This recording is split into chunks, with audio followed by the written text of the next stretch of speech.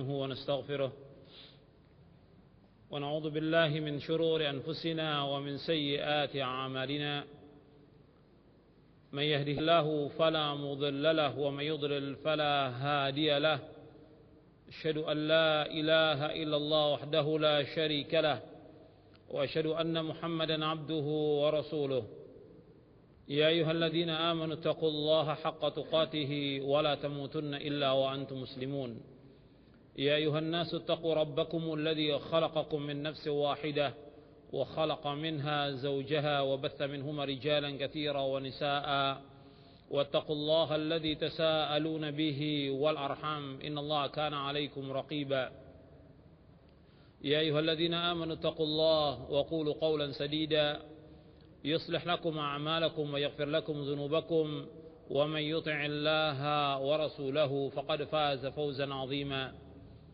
أما بعد فإن أصدق الحديث كتاب الله وخير الهدي هدي كل محدثة بدعة وكل بدعة ضلالة وكل ضلالة في النار. Akan kepada kita, alhamdulillah, tadi saya sudah sampaikan kepada antum tentang adab dalam kita menuntut ilmu syar'i, dan itu dicamkan, artinya tetap kita pegang adab itu di mana saja kita belajar, di mana saja kita menuntut ilmu. Karena apa? Karena yang menyuruh kita menuntut ilmu Allah, yang menyuruh kita untuk menuntut ilmu syar'i Rasulullah sallallahu alaihi wasallam. Makanya jalan yang kita tempuh ini jalan yang hak, jalan yang benar. Asal niat kita ikhlas karena Allah subhanahu wa ta'ala. Dan Allah menyuruh kita untuk menuntut ilmu. Allah subhanahu wa ta'ala menyuruh Nabi Muhammad sallallahu alaihi wasallam untuk memohon menambah ilmu. Wa qul rabbi zidni ilma. Katakanlah, wahai Rabbku, tambahkanlah aku ilmu. Nabi tidak minta tambahan harta, yang disuruh tambahan ilmu. Menunjukkan bahwa keutamaan ilmu ini keutamaan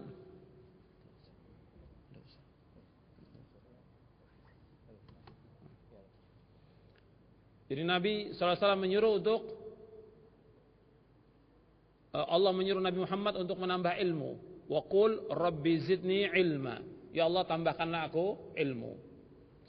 Dan Allah subhanahu wa ta'ala menyebutkan dalam Al-Quran bahwa Allah akan mengangkat derajat yang tinggi kepada siapa? Kepada orang yang menuntut ilmu.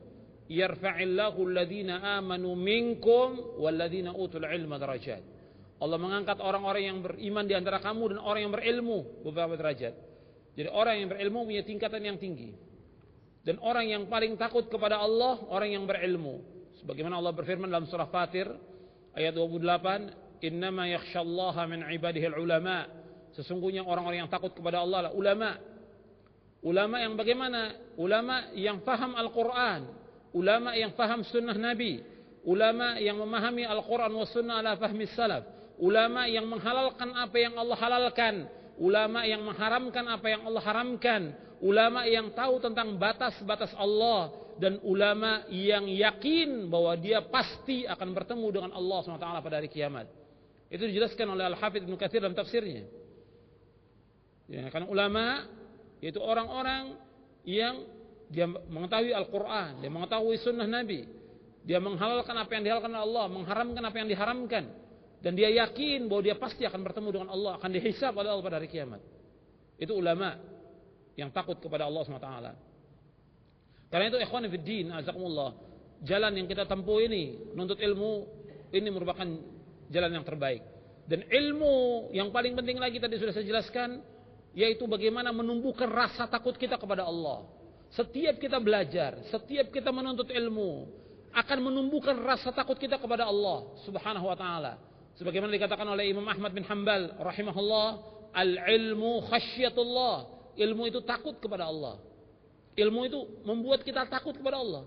Semakin tambah ilmu kita, tambah takut kita kepada Allah Subhanahu wa taala. Karena itu ikhwan fiddin, azakumullah, jalan ini jalan yang diridhai Allah menuntut ilmu ini. Selama yang dikaji Al-Qur'an dan sunnah Nabi menurut pemahaman salafus saleh. Nabi bersabda, "Wa man salaka tariqan yaltamisu fihi ilman, sahhalallahu lahu bihi tariqan ilal jannah."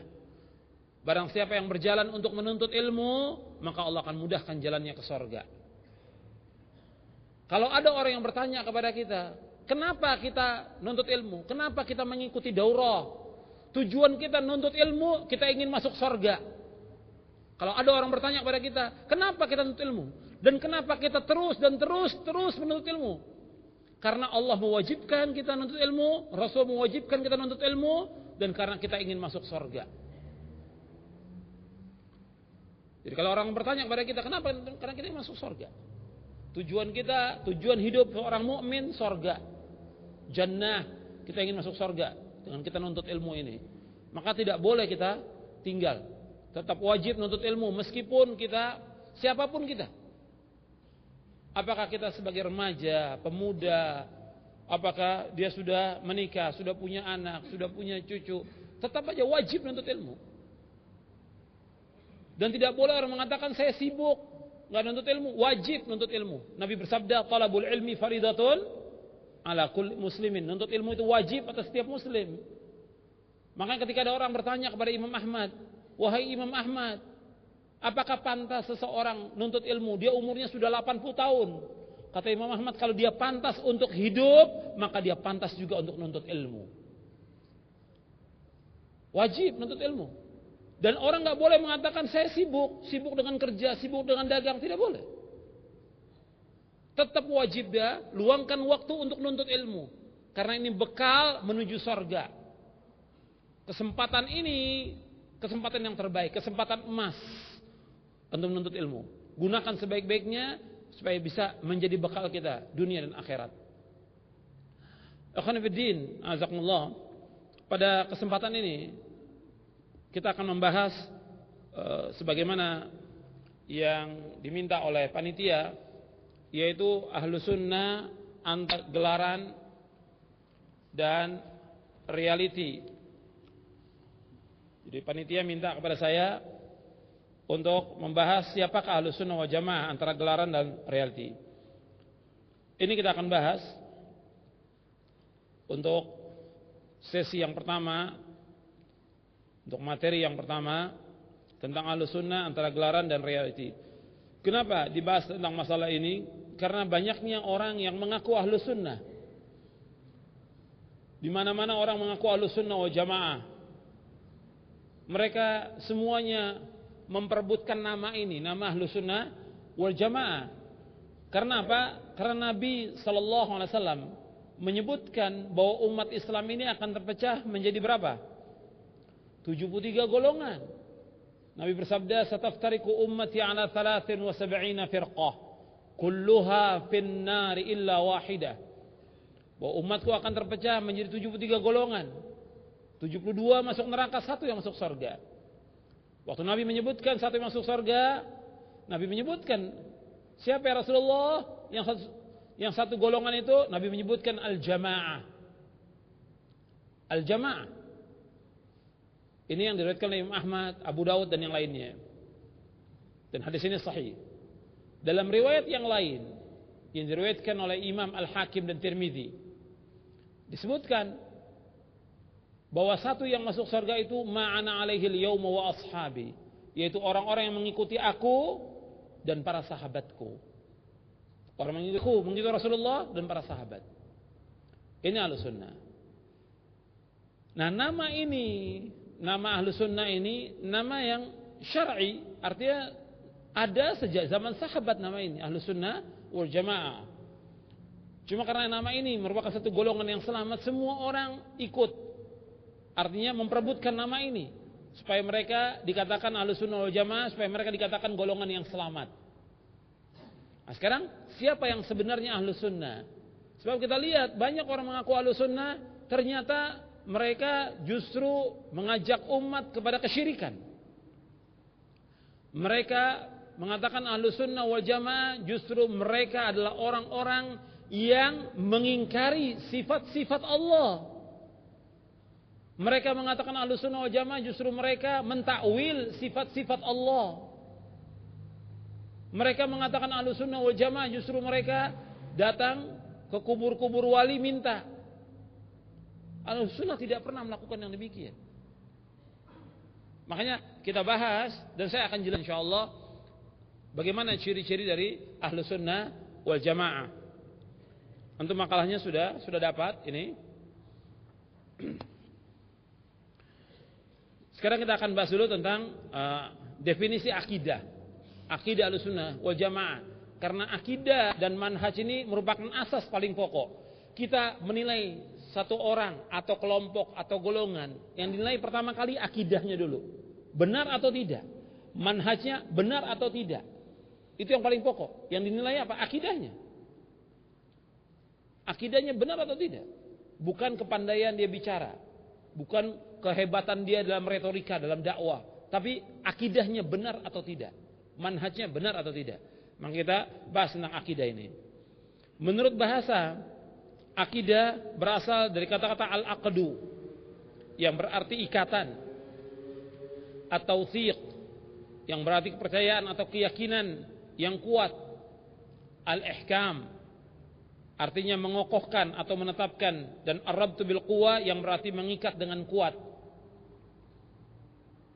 Menurut istilah, akidah adalah iman yang teguh dan pasti yang tidak ada keraguan sedikit pun bagi orang yang meyakininya.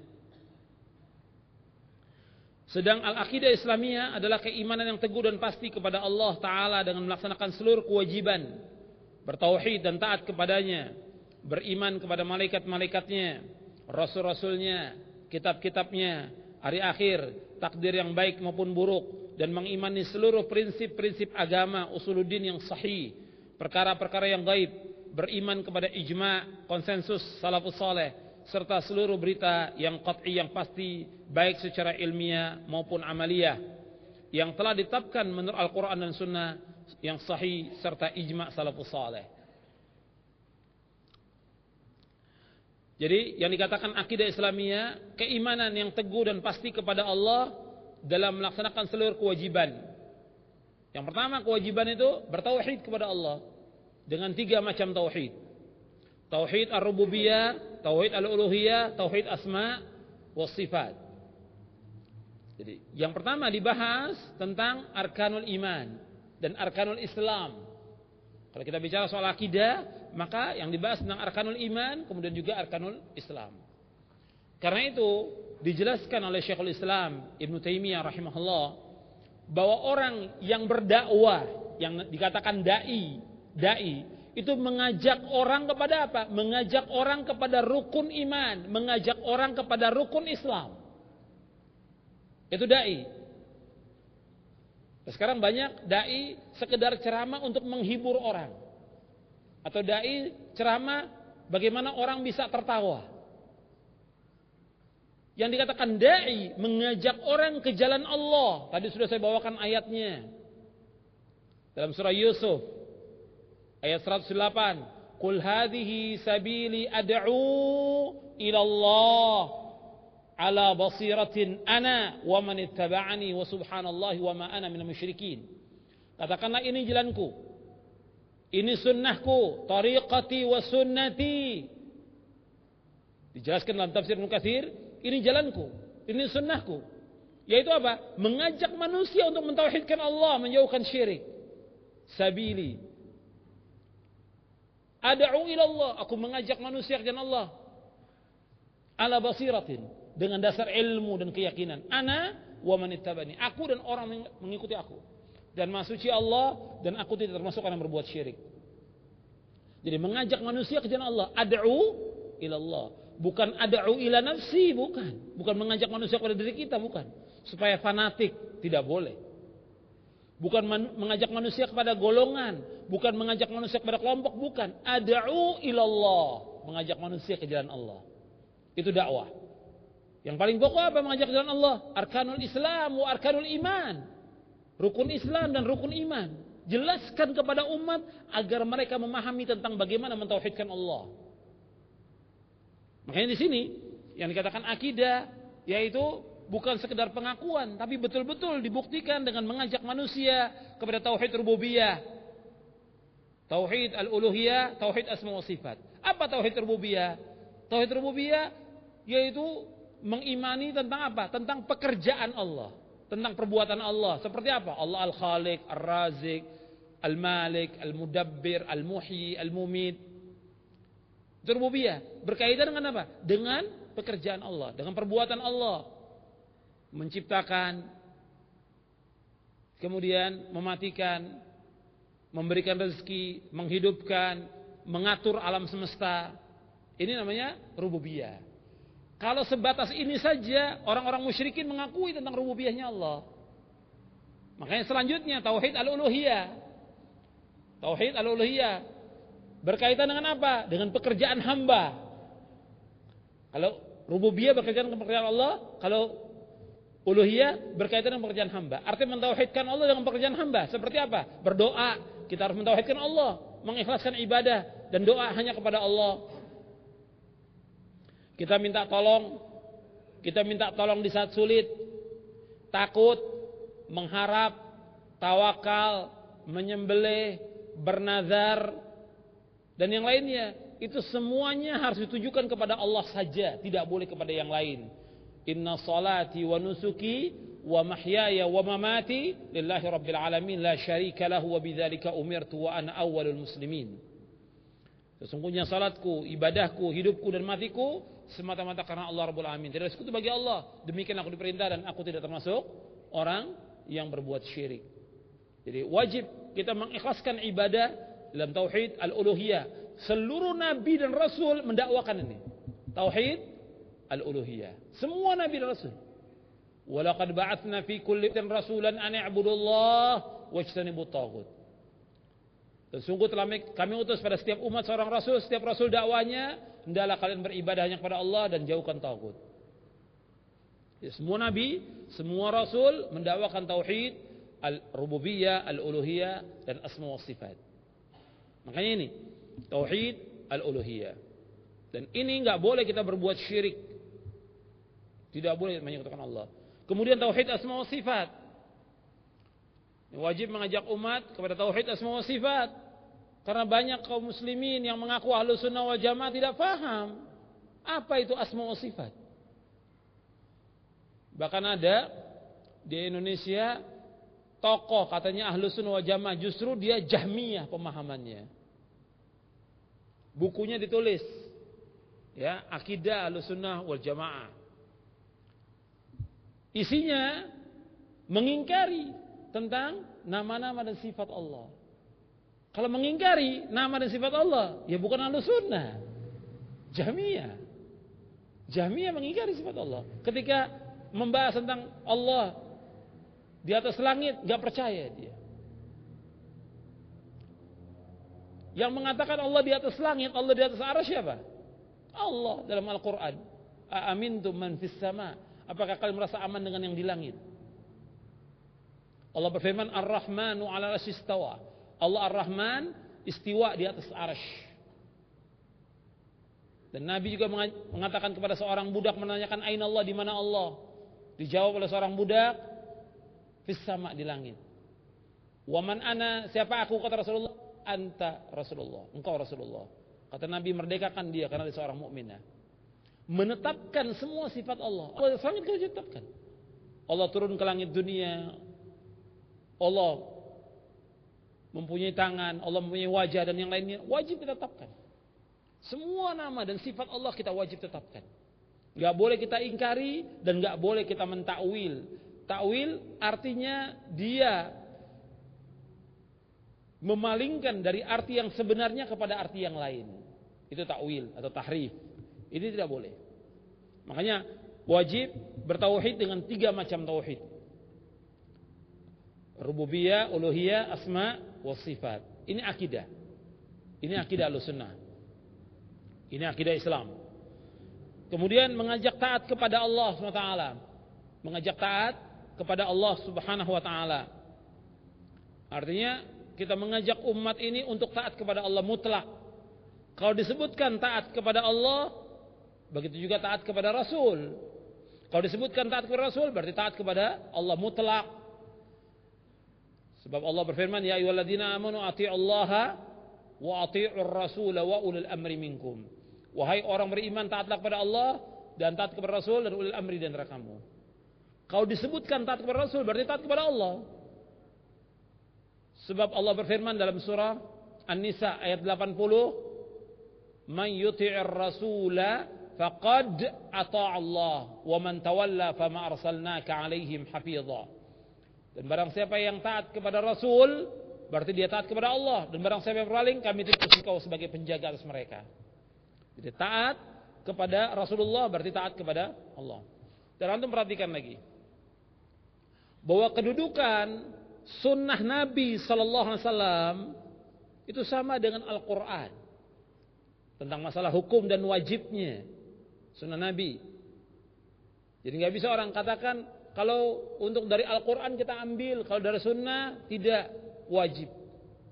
Ala innama harrama Rasulullah mithla ma harrama Allah, kata Rasulullah. Ketahuilah apa yang diharamkan oleh Rasulullah sama seperti apa yang diharamkan oleh Allah. Apa yang diharamkan Rasulullah sama seperti apa yang diharamkan oleh Allah. Maka taat kepada Allah dan Rasulnya mutlak. Dan Rasulullah diberikan oleh Allah dua, Al-Quran dan As-Sunnah. Ala inni utitul kitaba wa mithlahu ma'ahu. Ketahuilah aku diberikan Al-Quran dan yang bersama Al-Quran itu As-Sunnah. Hadis ini sahih, diriwayatkan oleh Imam Ahmad, Abu Daud dan yang lainnya dari sahabat Miqdam bin Ma'di Karibah. Selanjutnya, kemudian beriman kepada malaikat-malaikatnya.